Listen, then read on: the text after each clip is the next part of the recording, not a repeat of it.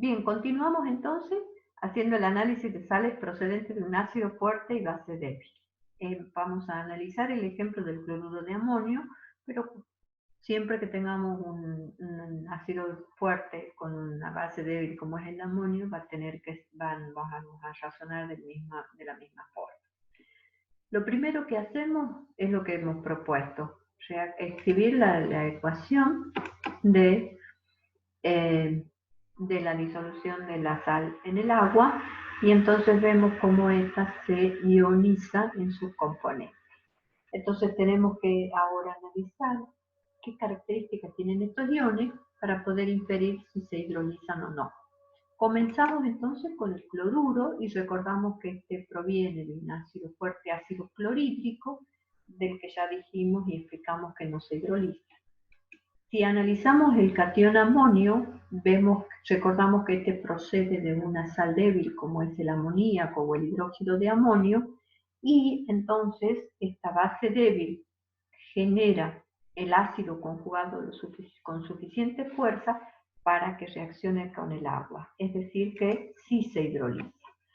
La ecuación general de hidrólisis para el ion amonio está escrita en esta expresión, pero nosotros la vamos a representar de una manera más sencilla y más conocida por ustedes como la que se escribe a continuación. De observar esta ecuación de hidrólisis, observamos fácilmente que hay iones hidrógeno liberándose en esta ecuación. Bien, recordemos que para este equilibrio la constante de hidrólisis va a estar representada por el producto de las concentraciones molares de los productos de la reacción dividido en la concentración molar del reactante, que en este caso es la sal. Entonces, nosotros ya podemos decir, con solo observar cualitativamente esta ecuación, con solo observar la ecuación química, ya podemos predecir que la disolución va a tener carácter ácido. Ahora, ¿cómo lo confirmamos? Con el cálculo de pH. Para ello, hacemos procedimientos semejantes al caso anterior analizado, nada más que ahora vamos a multiplicar y dividir por la concentración oxidrilo. Y recordando que el producto de la concentración protón por la concentración oxidrilo no es otra cosa que K-Watt, y que el producto de la concentración del amonio por la concentración oxidrilo dividido en la concentración del hidróxido de amonio no es otra cosa que Kb, entonces nos queda en forma genérica que la constante de hidrólisis va a ser igual a la constante de disociación del agua, cuyo valor ya es conocido por ustedes, y dividido en la constante de la base que estemos analizando, en este caso la constante del hidróxido de amonio. Entonces, si recordamos y seguimos con el mismo procedimiento, que en la constante de hidrólisis lo que tenemos es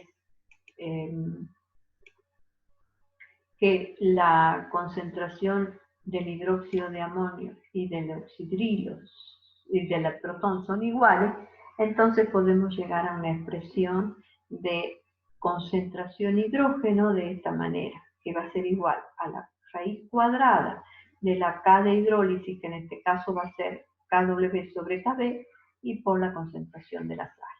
Entonces, nosotros ya hemos hecho el análisis cualitativo y ahora cuantitativamente podemos determinar efectivamente su pH a partir de esta expresión. Bien, el caso que nos falta analizar son las sales que proceden de ácidos y bases débiles. Es el caso en este ejemplo del cianuro de amonio. Estas sales en realidad carecen ya de interés agronómico, pero simplemente las vamos a analizar como un ejemplo para que si alguna vez ustedes están frente a este tipo de sales puedan llegar a alguna conclusión.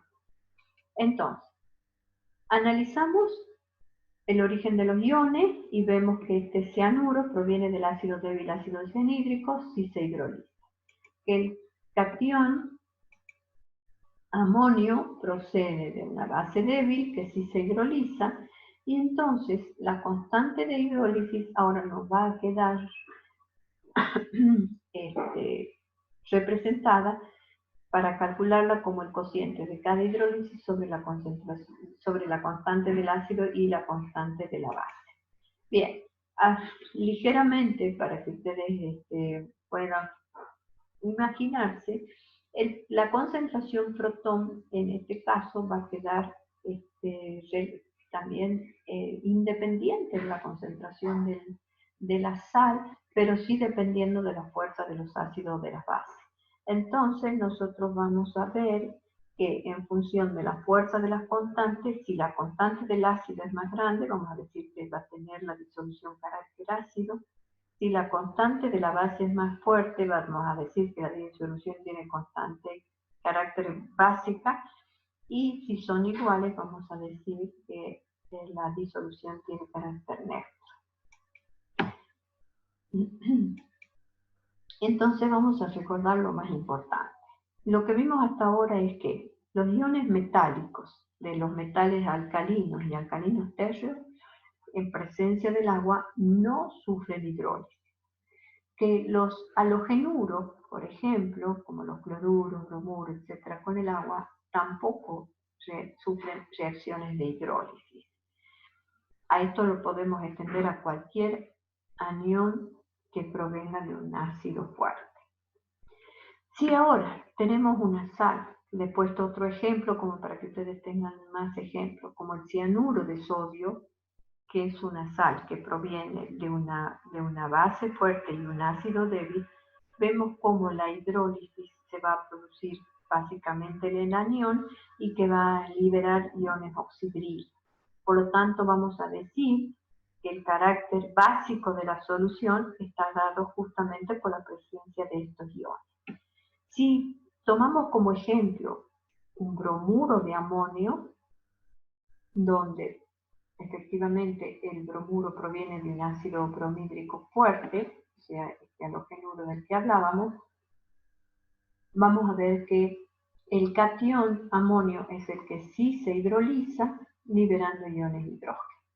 O sea que estos iones libres son los responsables del carácter ácido de la solución. Pero, bien, seguimos viendo como última placa algo que es de interés agronómico, que es importante que ustedes lo lean detalladamente en la guía. Las sales de metales que no sean ni alcalinos tercios, generalmente el aluminio y los metales de transición como cromo y hierro, vemos que cuando reaccionan estas sales en el agua, le dan a la disolución características ácidas. Bueno, entonces, cuando desde el punto de vista químico analizamos estos iones, tenemos que conocer que estos iones normalmente cuando están en agua, cuando se disuelven en el agua, automáticamente empiezan a atraer moléculas de agua. Y generalmente estas moléculas que se adhieren alrededor, en la primera capa iónica alrededor del ion, son lo que se llama número de hidratación. En este caso, vemos que el aluminio tiene 6 moléculas de agua, donde si bien el catión es electropositivo, vamos a entender que los pares de electrones del oxígeno de la molécula de agua es la que se orienta hacia ese ion, y lo que provoca es un desprendimiento del protón formando un aquo hidroxicompuesto. Bien, ¿qué es lo que se ha observado? Que cuanto mayor es la carga del ion y menor es el radio, como son estos casos, las disoluciones son más ácidas. ¿Por qué esto es tiene importancia e interés agronómico? Porque cuando ustedes vayan viendo al agua como un elemento fundamental dentro de la agricultura, vemos que el carácter ácido del agua superficial juega un papel importante en las modificaciones que sufren los minerales de arcilla en los sedimentos. Esto puede ser más entendido cuando nosotros tengamos las clases presenciales. Ahí vamos a hablar del tema de complejos, que son estos tipos de estructuras que observan en esta ecuación.